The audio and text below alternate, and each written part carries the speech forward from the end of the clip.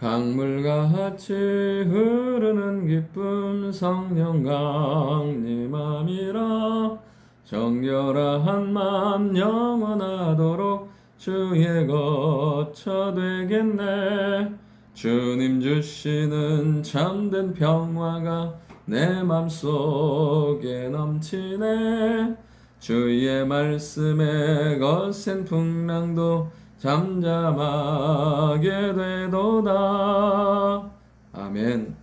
하나님 말씀 에베소서 5장 15절부터 21절의 말씀입니다. 오늘 본문의 말씀으로 지혜 있는 성도의 삶에 대해서 살펴보려고 합니다.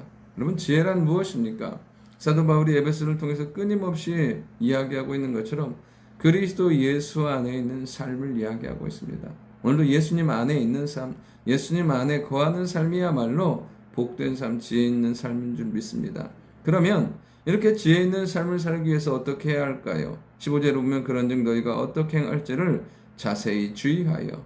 오늘 보면 어떻게 행할지를 자세히 주의하라고 말합니다. 이것은 우리가 깊이 생각하고 연구하라는 의미보다는 그럼 우리의 생각의 근거와 우리의 판단의 근거를 말씀과 기도에 두라는 이야기입니다. 여러분, 말씀과 기도 가운데 있을 때 우리의 삶이 선명해지고 또렷해지고 그리고 악한 것들은 제하여지고 하나님의 뜻이 분별되는 은혜가 임한다는 사실입니다. 지혜 있는 성도의 삶을 첫 번째로 무엇이냐면 세월을 아껴야 한다는 것입니다. 오늘 15절 16절에 있는 것처럼 지혜 없는 자같이 하지 말고 오직 지혜 있는 자같이 하여 세월을 아끼라. 때가 악하니라. 여러분, 오직이요. 오직 지혜 있는 자가 하는 행동은 무엇이냐면 세월을 아끼는 것입니다. 왜요? 때가 악하기 때문에. 여러분, 이 시대는 아담의 이후에 범죄 이후부터 악한 죄와 악이 가득한 세대 가운데 살고 있습니다. 이 죄와 악이 가득한 세대 가운데서 악한 마귀가 우리에게 한다는 것은 무엇이냐면 시간 낭비하며 하나님의 은혜 가운데 살지 못하게 한다는 것입니다. 그럼 뒤집어 얘기하면 세월을 아낀다는 것은 그 세월을, 그 시간을 하나님과 관계 있고 하나님과 연결된 시간으로 살 때 그 시간이 복되고 의미 있는 시간이라는 것입니다. 여러분, 우리가 조금만 정신 차리지 못하면 우리의 마음과 우리의 상황은 자꾸만 시간 낭비하는 곳으로 흘러가게 된다는 것입니다. 누구나 동일한 시간을 주어지지만 동일한 가치와 의미가 나와지는 것은 아닙니다. 대표적으로 모세가 애굽의 궁전에서 40년, 광야에서 40년, 그리고 지도자의 40년을 살지만 하나님은 그가 살았던 애굽과 광야의 40년을 출애굽기 2장 1장으로 처리해버리는 것을 보게 됩니다. 그리고 하나님을 만난 이후의 삶을 출애굽기 3장, 그다음 이후 전체, 그 다음에 레위기, 민수기, 신명기, 그 이후의 삶에 끊임없이 말씀하시는 것을 보게 됩니다. 우리가 하나님과 연결된 삶을 살아가면 우리의 시간이 매일처럼 하나님 앞에 역사의 기회가 되고 응답의 기대가 되는 시간이 되는 것을 보게 됩니다.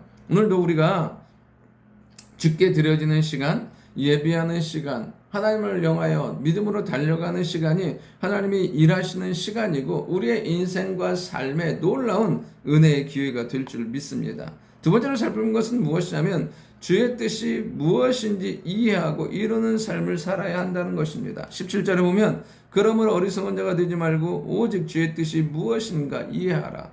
끊임없이 우리가 간구해야 될 것은 일 이전에 주의 뜻입니다. 하나님의 뜻을 분별하여 붙들고 달려가는 삶이야말로 그 주의 뜻이 이루어지고 성취되는 삶을 살게 된다는 것입니다. 우리가 주의 뜻을 이해하고 분별한다는 것은 무엇이겠습니까? 우리가 하나님의 자녀로 살고 예배하는 삶을 살고 복음을 증거하는 삶을 살고자 끊임없이 모든 상황 가운데 주의 뜻을 분별하고 깨닫고 나아가는 삶을 하나님은 어떻게 하시냐면 18절에 있는 것처럼 성령의 충만함으로 그러한 삶을 살 수 있도록 도우시고 인도한다는 사실입니다. 그러니까 뒤집어 얘기하면 성령의 충만함은 우리가 주의 뜻을 온전히 이해하고 붙들고 이루는 삶을 살아갈 때 가능한 것이고 그렇게 이루어져가는 삶을 사는 것입니다. 오늘도 우리 안에 성령이 주시는 충만함과 능력으로 하나님의 뜻을 이룰 뿐 아니라 우리에게 다가오는 그 모든 삶 가운데 우리에 있는 모든 연약함과 죄 가운데 눌리는 삶이 아니라 승리하는 복된 삶이 될 줄 믿습니다. 그리고 마지막 세 번째로 무엇이냐면 지혜로운 성도의 삶은 예배 안에서 이루시고 역사하시는 하나님의 영광 가운데 살게 된다는 것입니다. 19절부터의 내용은 이 모든 것들이 예배 가운데 이루어지는 것이에요. 시와 찬송과 신령한 노래로 서로 화답하고, 여러분 예배 가운데 있을 때 하나님이 주시는 충만한 은혜 가운데 서로를 축복하고 서로에게 응원하고 서로를 향하여서 믿음의 놀라운 역사들을 선포하며 나아가게 된다는 사실이에요. 그리고 너희의 마음을 주께 노래하며 찬송하며, 여러분 이 노래하며 찬송하는 은혜의 충만한 삶의 결과예요. 저절로 나와지는 게 아니에요. 은혜가 가득할 때 우리가 마음으로 찬송하며 예배하고 일상의 삶을 영광으로 채워갈 수 있다는 사실입니다. 그리고 항상 어떻게 해요? 범사의 모든 것들을 통해서 하나님께 감사하는 삶. 여러분 은혜 주셨음이고 우리의 삶의 주관자가 하나님임을 고백할 때 모든 범사가 감사하고 하나님께 영광 돌릴 수 있는 거죠. 되돌아보면 모든 것이 은혜였고 감사잖아요. 오늘도 우리 안에 이런 감사의 영성이 회복될 수 있기를 원합니다. 그리고 마지막으로 보면은요, 그리스도를 경외함으로 피차 복종하게는, 그럼 피차 복종한다는 말은 무엇이냐면 내 삶의 모든 주관자가 하나님이시고 주님을 통해서 내 삶의 모든 것이 주어졌다고 생각되면 우리는 서로에게 어떻게 해요? 복종하고 순종하고 나아가게 된다는 것이, 내 뜻을 드러내는 것이 아니라 먼저 주의 뜻 안에 순종하게 된다는 거예요. 주의 말씀이라면 그 주의 말씀의 권위 앞에 모든 것들을 내려놓고 엎드려 순종하는 삶을 살게 되는 것을 보게 됩니다. 그러므로 어떻게 해요? 이 예배를 통해서 우리가 하나님의 사람임을, 하나님의 영광의 사람임을, 은혜의 사람임을 경험하며 누리게 된다는 사실입니다.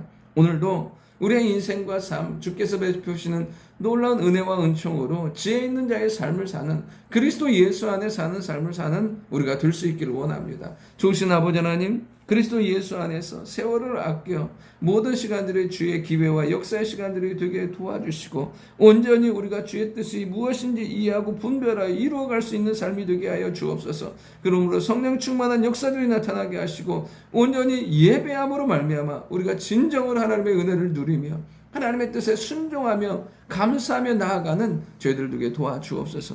감사드리며 살아계신 예수님의 이름으로 기도드립니다. 아멘.